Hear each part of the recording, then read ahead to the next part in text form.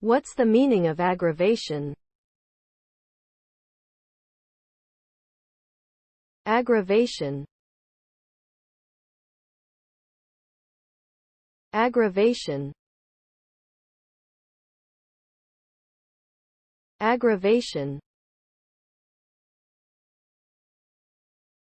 Aggravation. Aggravation. Aggravation refers to the act of making a situation worse or more troublesome, often by increasing the intensity or severity of an existing problem.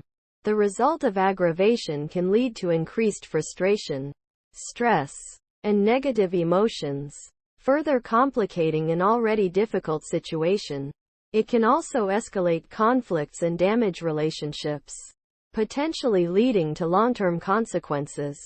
Overall, aggravation can cause significant harm and should be avoided whenever possible through communication, problem solving, and conflict resolution strategies.